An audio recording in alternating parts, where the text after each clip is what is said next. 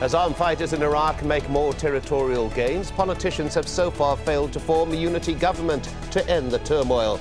Can these same politicians convince armed groups to take part in the political process? Are the men with guns even interested? Or will the fighting in Iraq kill the political process? This is Inside Story.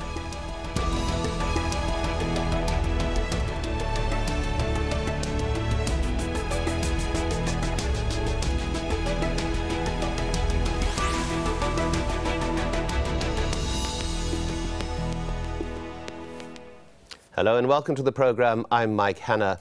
Formerly known as ISIL, the movement that now calls itself Islamic State continues to control significant parts of Iraq and Syria. And the group's leader, Abu Bakr al-Baghdadi, has called on all Muslims to join him in his fight. Part of his defined battleground, an increasingly divided Iraq. These divisions never more evident than in the country's parliament. By convention, the Prime Minister's job goes to a Shia Muslim, the Speaker's post to a Sunni, while the President is chosen from among the Kurds. On Tuesday, the new Parliament held its first session, but before they could even elect a Speaker, Sunni and Kurd politicians walked out. This despite international calls for a united front. And it's precisely the sort of political bickering that observers say has allowed the Sunni armed rebellion to gain traction. It's also made the rebellion attractive to the many people in Iraq who feel marginalized. But the self-styled Islamic State is just one of a number of Sunni groups that have risen up in Iraq. One of the biggest is the Naqshbandi order, led by Izzat Ibrahim al-Duri, formerly one of Saddam Hussein's right-hand men. The group mixes a blend of Ba'athist Arab nationalism and Sufi Islam. And despite ideological differences, the group seems to have cooperated with Islamic State fighters. Other Ba'athists have united under the General Military Council for Iraqi Revolutionaries. It's made up of former Iraqi army officers, many of whom fought against the Americans, and it's played an important role in uniting dissatisfied Sunnis. Other groups like the Islamic Army of Iraq fought against Islamic State fighters when they were part of al-Qaeda in 2006, but now find themselves fighting alongside them. Then there are the long-standing organizations like Jamaat Ansar al-Islam, which shares the same ideology as Islamic State fighters, but remains a rival. Well, for more on this, I'm joined by our guests. From Tampa, Florida, Christopher Hill, former U.S. ambassador to Iraq. From Baghdad, Saad Al-Muttalibi, former political advisor to the Iraqi government. And joining us here in Doha, Wadah Khanfar, president of the Sharq Forum. Welcome to you all. Let's begin in Baghdad with Saad Al-Muttalibi. Deep divisions in parliament, surely the start point for dealing with the wider divisions in the country is to forge a political unity in the capital. In reality, all political parties, we thought on Monday evening that we had an agreement. And the representative went on Tuesday morning to the parliament under the impression that the Sunnis and the Kurds have already decided on their candidates. Unfortunately, as you know, the process, the constitutional process dictates that we first elect a speaker to the parliament with his deputies, then the parliament select a president, and then the president select or ask the political bloc with the majority to form the government. That is the procedure. So we had to wait for our brothers from the Sunni blocs to present their nominee for the head of the parliament. Unfortunately, Mr. Nujayfi, the ex-speaker, objected to the Sunni nomination, who is Dr. Salim al-Jiburi, and tried to nominate himself instead, hence created a problem within the process and forced the Sunnis to back out. The Kurds, when they saw the Sunnis backed out, they backed out themselves, and what left was the state of law, or the United Alliance, or National Alliance, came back to the parliament, but there was no enough members to continue the meeting. Therefore, the meeting was adjourned to next Tuesday. This is what's happened in reality, and unfortunately, all the pressure, international pressure, local pressure, failed to this moment to convince our Sunni brothers to come up with a united candidate for the presidency or the Speaker of the Parliament. Well, Wadah Khanfar, what lies behind this political bickering, the extent where you cannot even get an agreement on a Speaker of Parliament? The failure of the process itself. The failure of politics in Iraq is not an issue of details. It's not an issue, why didn't we meet this day, and who was nominated and who was not. This is a process that has proven to the public in Iraq that it has failed to stabilize the country, to give the feeling of all segments of the society that they are part of a democratic national government that represents them, not representing certain sects or groups inside the country. And this is why sometimes when I feel that the politicians of Iraq are arguing about details of this post and that post, while the country itself, the existence of the united Iraq is actually at risk. We may witness a collapse of the state while we are busy trying to figure out who is going to take this ministry or who is going to take that post. We need a revision of the politics of Iraq, the roots of the problem, the sectarian constitution, the corruption that this country has gone through during the last few years. That should be dealt with, and then we can speak about any kind of arrangement that this country could take in order to reunite the people and establish a strong Iraq. Well, we heard there the point that the country appears to be falling apart while the politicians in Baghdad remain arguing among themselves. Is this a question of politicians being selfish, or is there some wider element that lies beyond and behind this inability to agree? Well, to be sure, I wouldn't discount politicians being jealous of one another. I think that's very much a part of it. But I must say there are a lot of moving parts going on right now. I think one of the important ones is the fact that we now have Turkey endorsing the idea of a Kurdish independent state. And this combined with President Barzani's intention to have a referendum, these are important developments for the Kurds. Secondly, on the Sunni side, I think there are a lot of divisions within the Sunni community, as your setup piece certainly details. And I think they're just having some problems getting through this question of who will be the Speaker of the Parliament. And finally, I don't think there's a lot of confidence that Maliki is really prepared to step down. Indeed, he just made a statement about the fact that they need to focus on the security situation first and the politics later.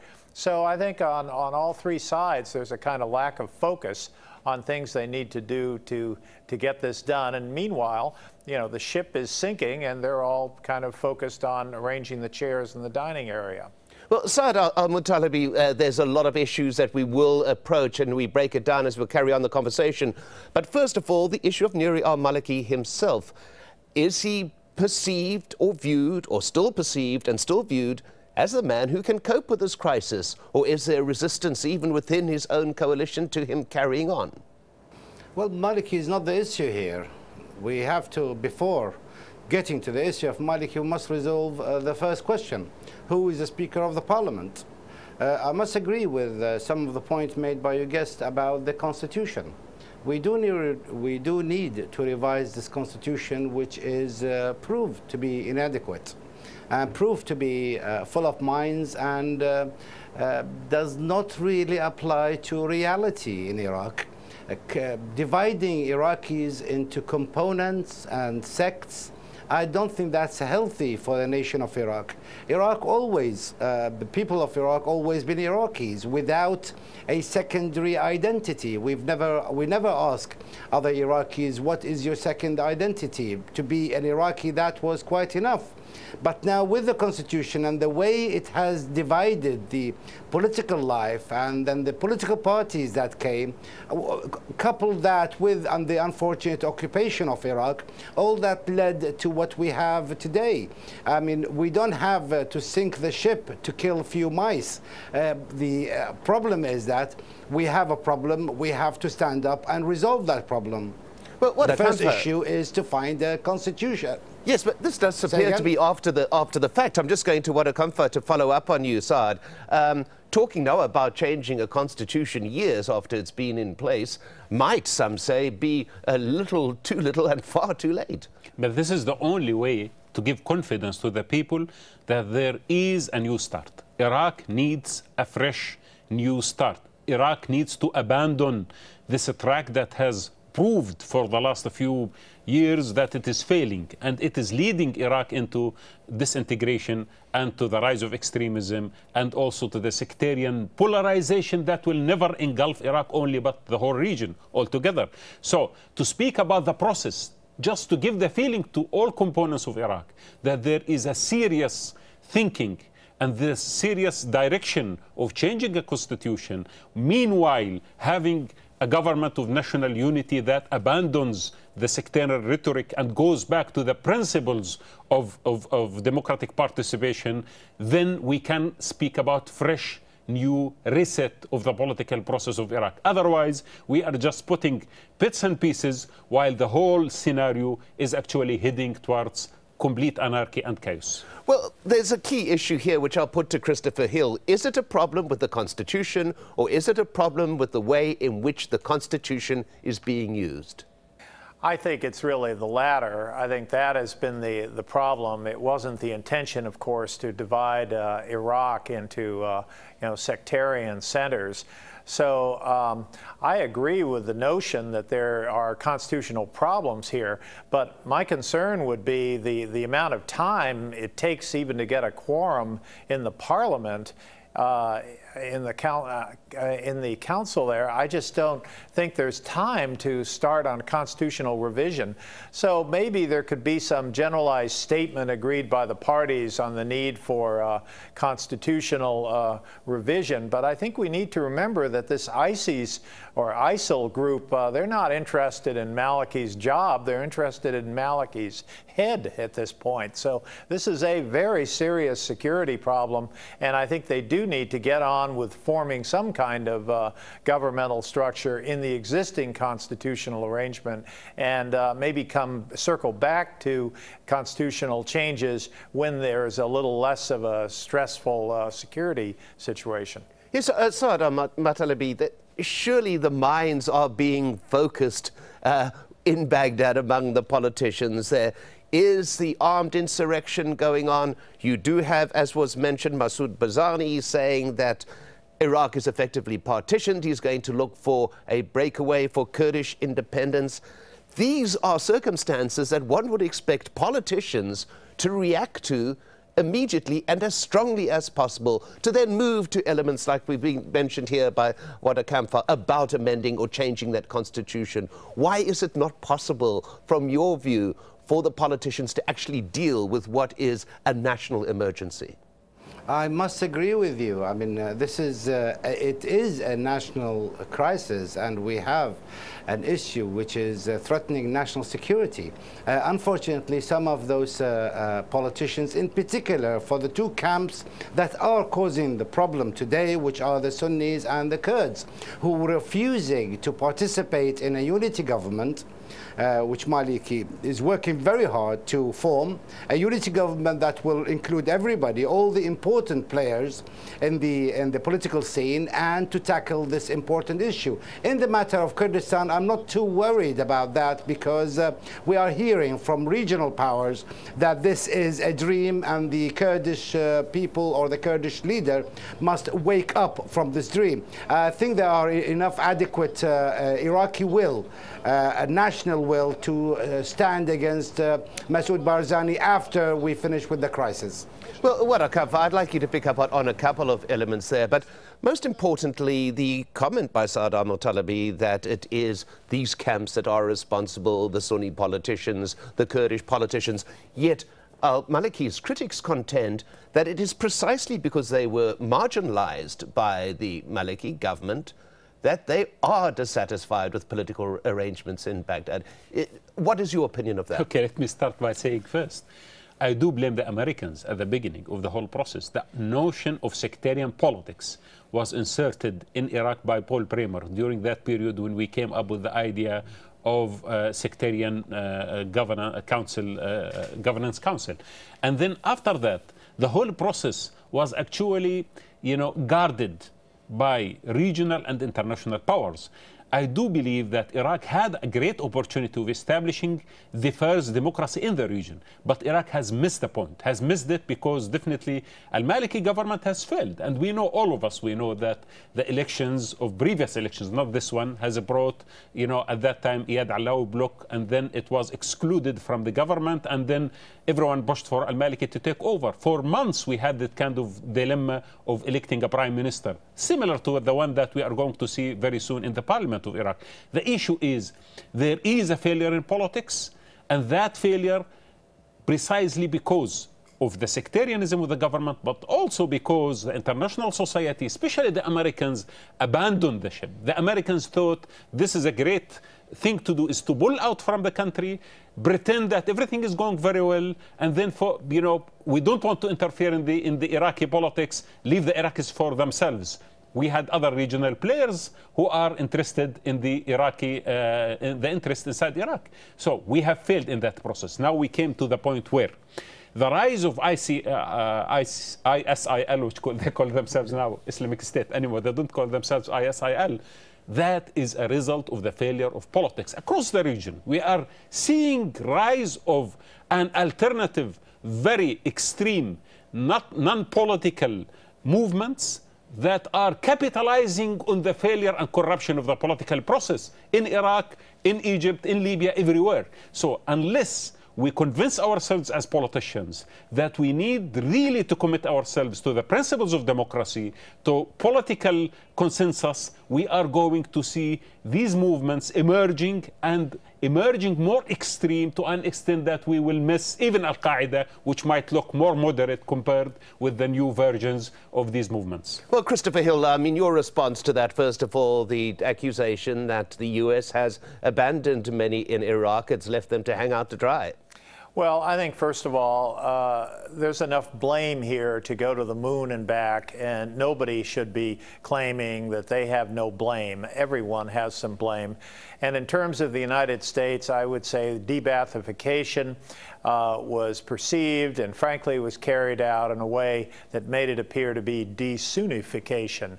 And it was a process that I think unwittingly helped marginalize the Sunni community, and I don't think the Sunni community has felt fully a part of Iraq ever since. So, like a lot of good intentions, you recall the idea was it was supposed to be similar to denazification. I think that was a complete misunderstanding on our part. Now, putting that aside, however, I am not very comfortable with the notion that ISIS or ISIL or Islamic State or whatever it's called today is simply reacting to corruption in the Maliki government. I would suggest that the problem is a lot deeper, and I think it's a problem that the entire region needs to look at very seriously. These are not people with whom one can really negotiate and work things out. These are people who are really interested in something so fundamental. I mean, the establishment of a 7th century caliphate, for heaven's sake, should give some people some pause. And so I'm not sure that this whole ISIL issue can be captured in Iraqi politics. That said, I think those Iraqi politicians who went to the parliament yesterday and failed to come up with anything really are quite culpable. This cannot be business as normal. There needs to be some type of provisional system put together. I would argue this goes beyond the question of Maliki. I would argue this involves some notion that all these communities have a responsibility to make sure Iraq survives this crisis and should not be fixated on Mr. Maliki, who I gather very few people like these days, and in my view probably cannot be part of the future political arrangements. But I think the real issue right now is to come together and deal with the security situation, which to some extent is metastasized out of Syria and cannot be analyzed or explained entirely in the context of Iraqi politics. Well, Saad Al-Muttalibi, I mean, that's a very important point here, the whole question of the self-styled Islamic State. That is just one group involved in this insurrection. It has stated what its ends are, but there are other groups who are fighting who are nationalist. They are still fighting. Their only common bond with a group like Islamic State is their hatred of the Baghdad government. Is there a consciousness in Baghdad and among those who are governing at the moment of this fact? And I would disagree completely with that. All the ISIL, ISIS, whatever you want to call it, today runs the show. There are no other forces that are of influence or significance within this movement. ISIL controls all the activities. Everybody within that forum must present their loyalty to the new Khalifa, otherwise they will be beheaded. So throwing in a name here or there, that's completely untrue. I am in Baghdad. I am visiting the areas that are affected by all this violence, and I can assure you that the picture in Baghdad is very different from the picture overseas. But regardless of all that, I would certainly agree with Ambassador Hill that yes, this is a very much wider issue. It has nothing to do with the government of Iraq or whoever may be the Prime Minister, if Maliki or anybody else. This is a wide issue area which will tomorrow, within the very near future, will expand into our neighboring countries, and I believe that already the people in Ma'an in Jordan expressed their will into establishing an Islamic State in Jordan. So I think this problem is spreading outside Iraq and Syria, and there will be dire consequences in the process. Well, Wadah Khanfar, your view on that? Is this a hegemonic organization that is just consisting of zealots who are proposing a caliphate, or is it much more subtle and wider than that? If I agree that this movement is actually beyond Iraq, which is true, but that came because when we had the Arab Spring, we had a dream. If you remember 3 years ago, just 3 years ago, all of us said that the Arab Spring has brought down Al-Qaeda itself. Because once we open an imagination of peace and democracy and democratic transformation in our countries, we didn't need Al-Qaeda, we didn't need any extreme movement to hijack our youth and to teach them how to do that by force.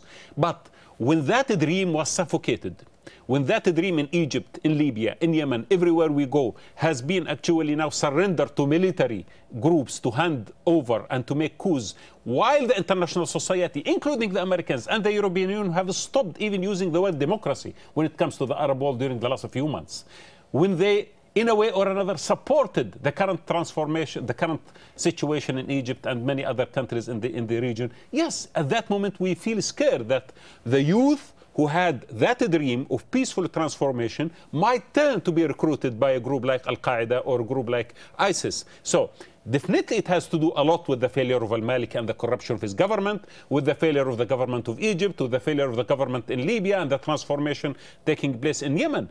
All these kind of issues are, in a way or another, recruiting agencies for youth to join much more extreme and violent way of changing the reality. So we cannot actually exempt the politicians. The current politicians are guilty.